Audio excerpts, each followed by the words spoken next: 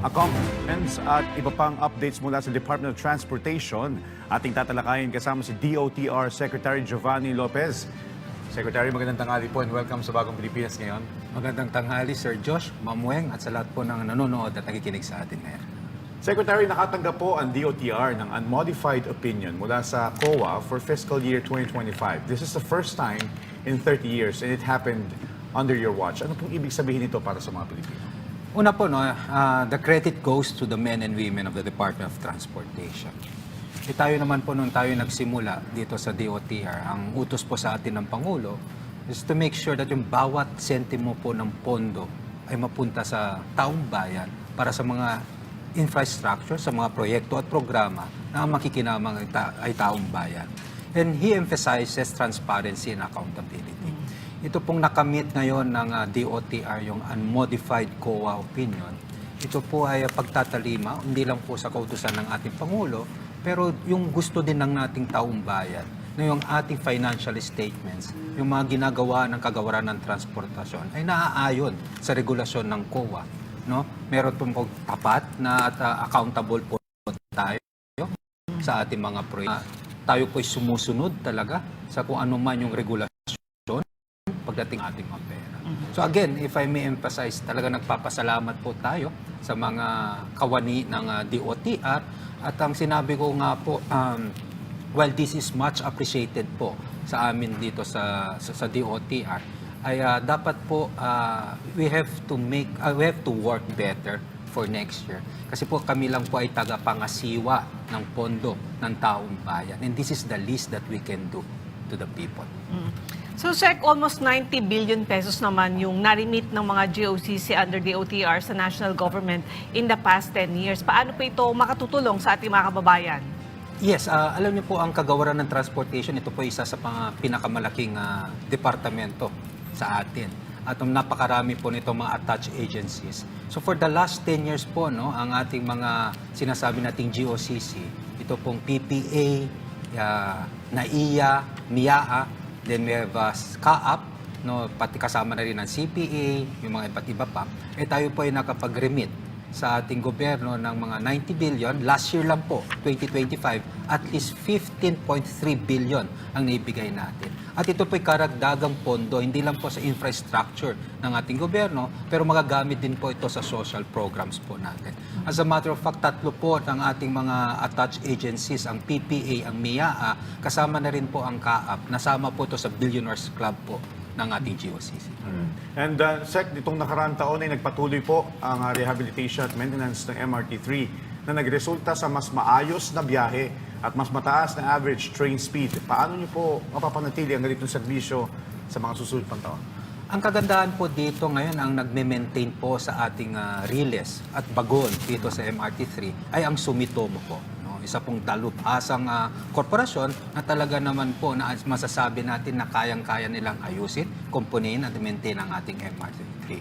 Tuloy-tuloy pa rin po ang rehabilitasyon ng ating MRT3. Ang ginagawa po natin ngayon, kapag mapapansin ninyo, pinapaganda din po natin ang mga istasyon po natin. Then every year po, meron tayo sinasabi na Holy Week maintenance period. Yun po isang from Holy Thursday until Easter Sunday po, usually talagang chine-check natin. No? That's a preventive maintenance inspection ng MRT3.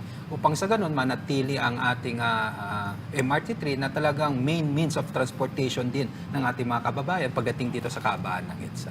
So, dito naman sa MRT7, target daw po yung partial operations nito sa mga susunod na yugto. Ano po yung pinakahuling update sa proyekto at kailan inaasahang makakasakay ang publiko sa unang operational segment nito? Makakabawas po ba yan sa bulto ng mga pasahero na Yes. sabay-sabay na bumabiyahe? Definitely, Asia Kuweng, no? By next year, second quarter of 2027, tuloy na po yung sinasabi nating partial revenue operations ng 12 stations po ng MRT7 natin. Ang MRT7 natin, meron tayong 14 stations na mula San Jose del Monte all the way to North Avenue.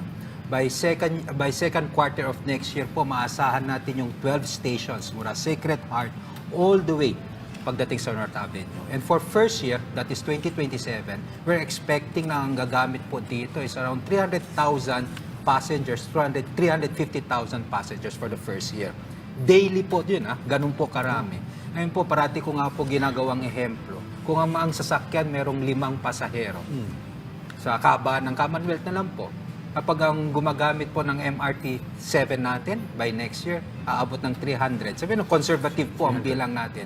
60,000 po ang matatanggal.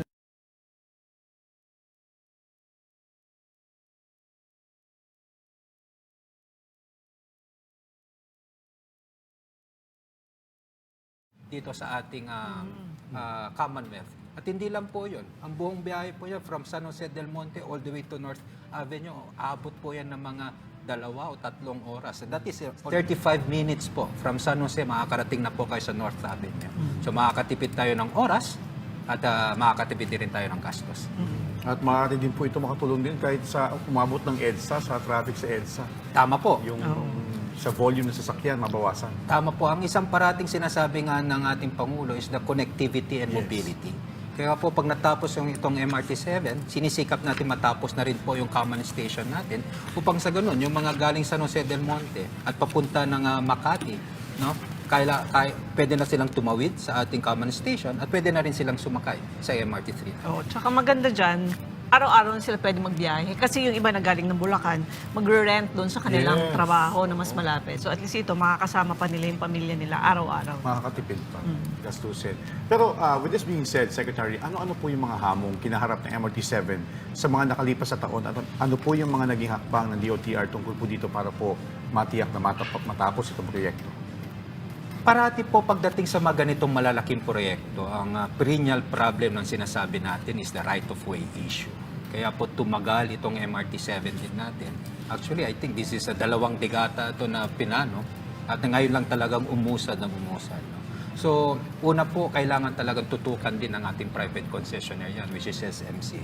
Then on the part of the government, kami po kasi ang may obligasyon na mag-deliver. Government has the obligation to deliver the right-of-way and site acquisition. So, kailangan lang talagang tutukan araw-araw. At ang kagandaan naman po dito, under this administration, naglabas tayo ng bagong batas sa right-of-way, yung sinasabi nating Arrow Act. At napakalaking tulong po yan para mapabilis ang ating mga right-of-way acquisition sapagkat yung issue pagdating sa just compensation, naayos na po kahit papaano. No? Nagiging mas reasonable na. At kumbaga sinasabi nga natin yung presyong inaalok natin sa ating mga private owners, private lot owners, mas makatotohanan na po. So mula sa MRT-7, pumunta naman tayo dito sa LRT-1. Matapos naman yung Cavite Extension Phase 1, ano po yung susunod na yugto ng proyekto at kailan ito inaasahang makukumpleto? Tama po, itong LRT-1 Cavite Extension natin, ito din ay isang PPP project. Katuwang natin dyan ng LRMC. Ngayon po nag-utos ang ating Pangulo na kailangan tapusin na yung issue pagdating dito sa Phase 2 natin, itong Las Piñas at sa Pote Station, all the way ito sa Nyog at saka sa Bacoor. So ngayon po, tinututukan na rin ng LRMC yan at kami naman kailangan ituloy ang proyektong yan. At sabi nga namin, kung natapos yan, at least for that segment, biruin nyo po ang madadagdag na makikinabang na pasahero dito is halos mga 300,000 daily passengers. At yung biyahe mula po ay sa dulo ng estasyon ngayon, bago itong Zapote at Las Piñas, ay hanggang Bacoor, ay umaabot po yan ng mga 1 oras kalahati po. Kapag yan po natapos at natuloy natin, at yan na lang po ay around 30 minutes. Again, malaking kaginhawaan. It saves time and saves expenses po. And Secretary, hingi din po kami ng update dito sa pagpapalawak naman o sa plano po ng pagpapalawak ng LRT2. Kumusta po ito at are we expecting the same numbers na passengers na matatagdagan, like around 300,000 as well? Hopefully po. Ngayon po ang LRT2 natin, nasama po yung sinasabi nating LRT2 sa market sounding po natin sa ibang bansa. Ang plano po dyan is, again, it will be under PPP also. And hopefully, we can invite reputable companies to join the PPP O&M. Gayon pa man, while waiting for the PPP, kami ay, ang LRTA natin ay busy po sa pagre-retrofit ng ating LRT2 natin. Kasama na rin po dyan yung sabi natin pagbili ng mga bagong bagon. Konti na lang po ang mga train sets natin sa LRT2 at kailangan natin mga bagong bagon sapagkat that will help dun to sinasabi nating headway, yung pag-aantay ng mga pasahero bago dumating yung next na train sets. Pag natuloy ang ating PPP, pagdating sa LRT2 natin, may plano po tayo na pagdating sa West Extension, ngayon po hanggang Recto lang yan. No? So the plan is to extend it until Tutuban and until Pier. That's the West Extension po. Pagdating naman dito sa extension natin, nahinto po yan sa Masinag, may plano po tayo na extend din yan sa Kogyo at Antipolo.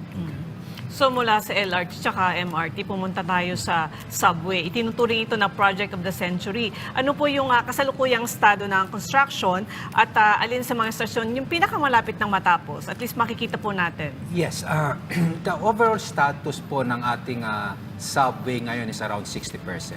That's the overall status, no? Pero po yung ating sinasabing construction progress, no, is mga siguro 32% lang. Ngayon po ang maasahan natin by 2028 bago po matapos ang termino ng ating Pangulo, at least from Valenzuela hanggang Quirino Station po, ayan po ay makakaasa tayo na makikita natin yung demonstration run. Ano ba itong demonstration run? May mga kanya-kanyang segment po kasi yan. Meron tayong revenue operations run, pero ito demonstration run po. Makikita ng taong bayan natin na meron ng bumabiyaheng mga trend po dyan. At hindi na po drawing lang itong ating subway. Itong Valenzuela hanggang Quirino Station natin, that's more or less around 1.5 kilometers po. Yung tunnel natin dyan, northbound and southbound, tapos na po yan. 100% na po yan. Hindi lang po dyan.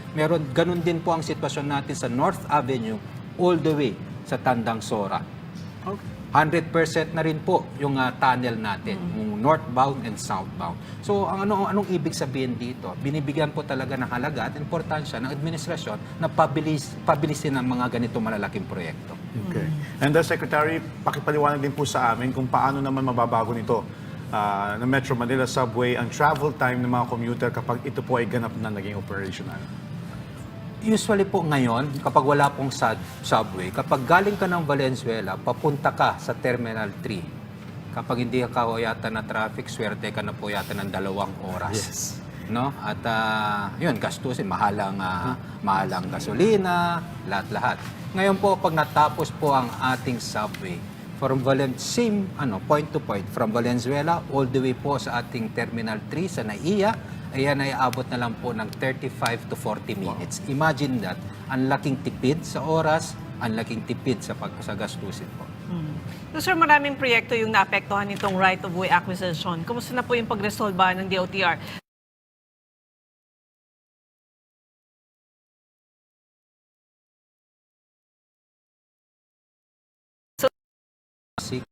Yun po yung latest update natin. 90% na po ang right-of-way issue natin, ang na-acquire natin dito sa subway. Bakit po parati nating binibigyang halaga? Why we keep on stressing the point of right-of-way? Kasi po yan po yung talagang malaking rason kung bakit naantala yung mga proyekto. Kung wala kayong right-of-way, wala pong magagawang construction at lumalaki pa ang gastusin. Kasi pati na po yung loan. No? Kasi mga contractor natin, they are entitled to charge mga prolongation costs because again, the government has to deliver the right-of-way and site acquisition. Okay.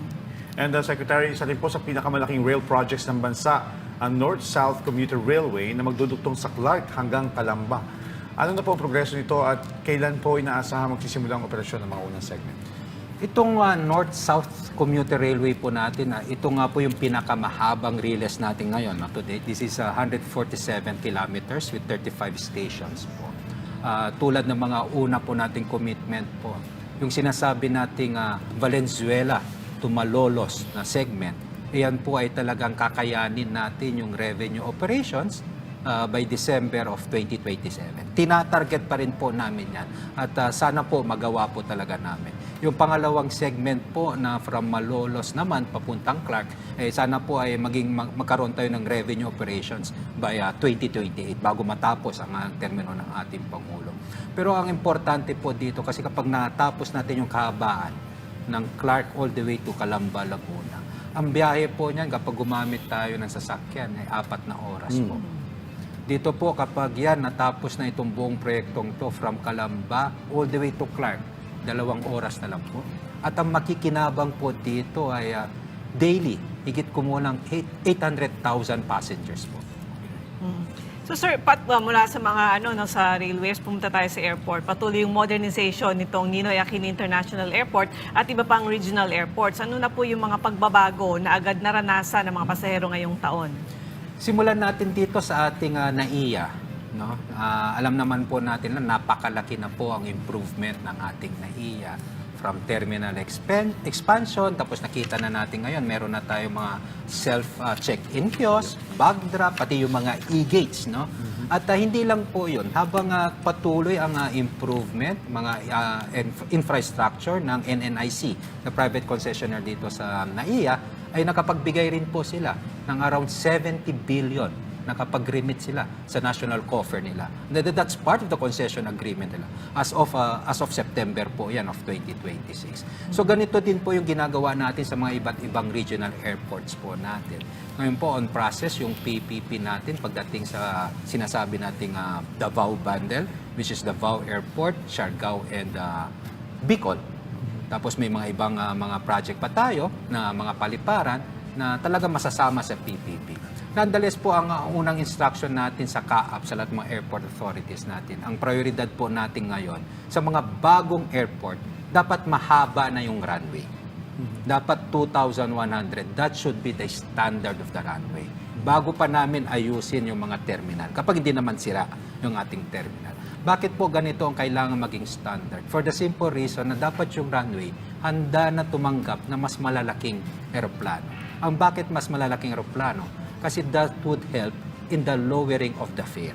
Kapag mas malalaking eroplano, mas madaming pasahero at talaga namang bababa ang pressure ng ating mga pamasahe.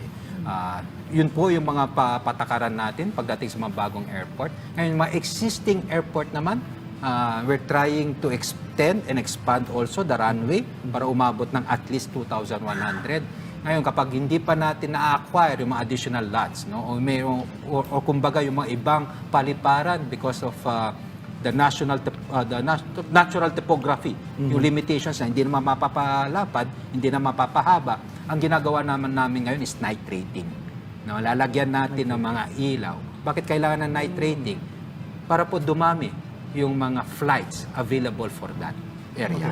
Kapag mas madaming flights, mas bababa po ang presyo din ng pamasahe. Okay. Tsaka yung mas diretso. Kasi may mga flights dito lang sa Pilipinas na may stopover pa sa isang bayan. So like yung nakita ko, yung from Manila to Siargao, mag-stop talaga lahat sa Cebu eh. Yes, So, may mga ganun. Because the issue there, ma'am, is that we have a smaller runway. So at least yung cost-benefit analysis din ng ating mga airlines, mas nakakamura sila kapag ganun. So ang ginagawa talaga namin ngayon is kapag may night rating na mapahaba na natin yung mga runway, ay wala na po masyadong rason ang ating mga airlines na magtaas pa ng ating mga pamasahe. Okay. And Secretary, puntahan naman natin to maritime sector. Isa po sa mga prioridad ng DOTR ang pagpapalawak ng mga pantalan at roll-on at roll-off ports. Ano na po ang pinakamahalagang port projects na natapos o kasalukuyang ginagawa ngayon taon? Opo, pagdating naman sa ating maritime sector, alam naman po natin na ang Pilipinas is archipelago, no? At karamihan ng ating mga kababayan, ang main means of transportation nila is maritime, through ports. So, ang parating utos sa atin ng Pangulo na while we maintain the airports, kailangan din equally important is to address the issues of our pantalan. So, lately po, no, since last year, na inayos na po natin yung Port of Banago, inayos din yung Balingongan, tapos kailan lang po yung Port of Benoni, no? Yes. Na-inaugurate na po yan. Last week, in-inspect na rin po ng Pangulo yung Port of Lucena. No? Importante po itong pantalan kasi nga po, tulad ng sinabi ko, ito lang yung pamamaraan ng ating mga kababayan, minsan for means of transportation. But more importantly, nakakatulong din po kasi ito sa ating mga cargos. Kapag meron tayong efficient, modern na mga pantalan, ibig sabihin po hindi mahihirapan yung pagbiyahe ng ating mga kargamento at yan ay makakatulong eventually sa pagbaba din ng presyo o stabilize ng presyo ng ating mga produkto.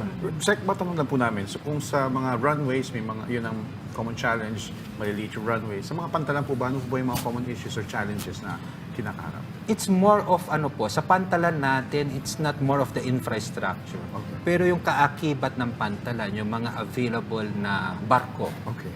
Di ba? Kasi ngayon po sa laki ng investment ng isang, while it's deregulated po ang ating maritime industry, pagdating sa mga ship owners and everything, kailangan po talaga ng mas malawak na government intervention kasi nga po, kukunti lang po ang mga players dito. No? So dapat, if we can invest more there sa shipbuilding at saka dun sa mga sinasabi natin, mga barko, mga malilit na barko, ay mas maganda po yun, at least para sa ating mga kababayan. Sir, may tanong lang ako doon yung sa port sa Batangas, ano? Kasi nung minsan nandun kami, parang ang haba ng pila papunta sa loob. Na-resolve na po ba yung issue nito? Yes, tayo po yan nakipag-ugnayan dito sa ating private concessionaire dyan. I think that's a ATI po, na dapat hindi po ganun ang maging issue, yung mga mahabang pila. At kinausap natin ang PPA dyan. That's why PPA last year launched this digital program nila, yung sinasabi nating ORAS, no? Online Reservation Assistance System. Kasi po ang kaugalian minsan po ng ating mga kababayan, hindi po nila, do may mga online ticketing, mas nagugustuhan lang pumunta na sa pantalan. Tapos doon na nila i-check kapag mayroong ticket, may available na barko. So kaya po mahaba ang pila at nagiging, sorry for using it, nagiging tambayan na rin po yung pantalan kasi nag-aantay sila. So kami nakikiusap din sa ating mga kababayan na meron tayong mga ganitong programa. I-check nyo muna, may online reservation assistance system ang PPA. I-check nyo rin sa mga ship owner kung meron talaga silang biyahe. Para hindi naman po hindi masayang yung oras at andun lang kayo sa pantalan at tumahaba po yung mga pila natin. Pila ng tao at saka mga sasakyan doon sa Tama labas. po. Opo. Tama po. At isa din po ang ginagawa ng Marina ngayon, pinag-utos natin, isa rin pong rason dito is that there should always be predictability of schedule. Ang nangyayari po kasi ngayon, no, hindi rin natin masisi ating mga kababayan kasi itong mga ship owner, wala silang definite schedule. No, parang ang inaantay na lang nila. Kapag mapuno, doon na lang sila alis. Hindi ho pwede yan. There should always be predictability of schedule. Para alam ng kababayan natin na tumatangkilik ng mga ganito, ng mga pantalan, ng mga barko, kung anong oras ba sila na dapat nasa pantalan natin. So, patuloy din isinusulong ng DOTR yung Active Transport Program sa pamamagitan ng bike lanes at pedestrian-friendly infrastructure. Kumusta na po yung implementasyon nito at ano yung mga susunod na proyekto? To date po, meron tayong masasabi natin na at least 1,037 kilometers na po ang bike lanes natin. This is spread over 46 cities and municipalities. Pero ngayon po, ang mas lalo natin pinapatutukan, hindi lang yung simpleng bike lanes. Ang gusto na po natin ngayon ay parating meron po tayong end-of-trip facilities. Ano ba itong end-of-trip facilities? Ito po isang pasilidad kung saan yung mga nagbibisikleta natin mga kababayan, meron silang maasahan na lugar kung saan sila pwede mag-shower, magpalit, kasi alam naman natin iba ang klima dito sa Pilipinas. At that's one of the reasons why also na mas kokonti po yung gustong talaman kasi ang init po. So, sabi natin, maglagay na rin tayo ng end-of-trip facilities para at least kapag nakarating sila sa kanilang mga trabaho, sa fresh po sila pumasok at hindi amoy araw. Yeah. Pero Secretary, how are we gonna make sure na hindi po ito mga underutilized or overutilized as well, na may gagamit na hindi naman nagbisikleta makikiligo dun sa mga end-of-trip facilities nito? It's more of araw-araw na na inspection. Dapat may tatao talaga. Yun naman po talaga yung kumbaga gusto kong sabihin na that should be the enough reason para mabantayan natin yung mga ganitong pasilidad. No? Kasi yung mga Enforcement. nakatira sa kalsada, baka pwede sila makiligo doon. Kami naman po, walang problema kung makikiligo sila doon. At least po gusto nila maligo. Basta mapanatili malinis. Oo. Mapanatili malinis. Well-maintained. Okay. Pero ano po ang pinakamalaking transport projects na prioridad naman ng DOTR para po sa taon 2027 at paano po nito mababago ang mobility ng mga Pilipino sa mga susunod pang taon? Parati pong pinapaalala ng ating Pangulo sa atin po pagdating sa transportasyon. Dalawang bagay lang po. Una, dapat ligtas ang ating mga commuters. Pangalawa, dapat mas maginhawa ang kanilang pagbabiyahe. So, yun po yung ating ginagawang goal ngayon, layunin po natin, at least for 2026, meron pa tayong mga matatapos dito sa latter part. By next month, ito nga po, we're going to inaugurate yung Port of Lucena, yung in-inspection ng ating Pangulo. By December of 2026 also, ito yung sinasabi natin, Bukidnon Airport. Malaking airport, sinasabi ko nga, this is a greenfield airport. Ano po yung greenfield airport? Ito po ay talaga from ground, tinayo. And the construction started during the term of the President. So by December, matatapos na po yung ating passenger terminal building. Matatapos na rin po yung mga runway dyan. And hopefully by first quarter of January, meron na po tayong flights dyan. At least mga turboprop po muna habang pinapahaba pa natin yung ating runway dyan. At isa pong talagang inaasahan din po naming matatapos at magagamit yung TR4. Ano ba itong TR4 na to? Ito yung extension ng SLEX natin. No? From Santo Tomas, Batangas, all the way to Chaong. Ang biyahe po ngayon yan, from Chaong at saka sa Santo Tomas, umaabot po ng 2 oras. Kapag natapos na po natin itong TR4 natin na ito, 35 minutes na lang po yan. At in the entire package of TR4, kapag natapos natin yung phase 3, which is from Santo Tomas hanggang sa Lucena naman, yung biyaheng usually 4 hours. Kasama na po yung traffic dyan, ma'am. Abot na lang po ng less than an hour. And we're targeting this naman mga second quarter of 2027 also. So parang katulad nung biyahe ko nung Tuesday. From Lucena to Quezon City, may 3 oras. Opo, So ngayon, kung sakali matuloy po yun, mga ilang oras na lang ang biyahe doon. Abot na lang po ng less than an hour. Abot na lang po ng less than an hour. Meron din po tayo dito sa EDSA busway natin. This year, we're expecting 3 additional stations po na matatapos. Itong stasyon sa Bagong Barrio, Balintawak, and I think Guadalupe. By next year naman, may another 3 stations tayo dito sa busway na matatapos. Ito naman sa lugar na Magallanes, Cubao, and the PITX itself. So, yun po yung mga tinututukan natin na alam natin na mas matatapos at sigurado tayo magagamit ng ating taong bayan.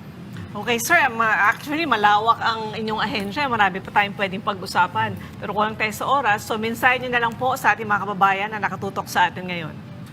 Sa ating mga kababayan po, parati pong pinapaalala ng ating Pangulo sa kagawaran ng transportasyon na siguraduhin po ligtas ang inyong pagbabiyahe at mas maginhawa. At makakaasa po kayo na patuloy pong magsusumikap ang kagawaran ng transportasyon upang gawin ang mga ganitong makabuluhan, modernong mga proyekto. At hindi lang po itong mga ganitong proyekto, may kasama na rin po yung sinasabi namin mga low-hanging fruits tulad po ng digitalization, mga cashless payment, upang sa ganun naman po hindi po masayang inyong oras sa traffic at yung mga matitipid yung oras ay mas maganda na pong makasama nyo yung mga mahal nyo sa buhay. Ganun na rin po pagdating sa mga gastusin po ninyo. Sana po makatulong kami makatipid din po. Alright, maraming salamat po sa mga impormasyon at sa inyong oras. Department of Transportation Secretary Giovanni Lopez. Thank you, sir. Salamat, Sec.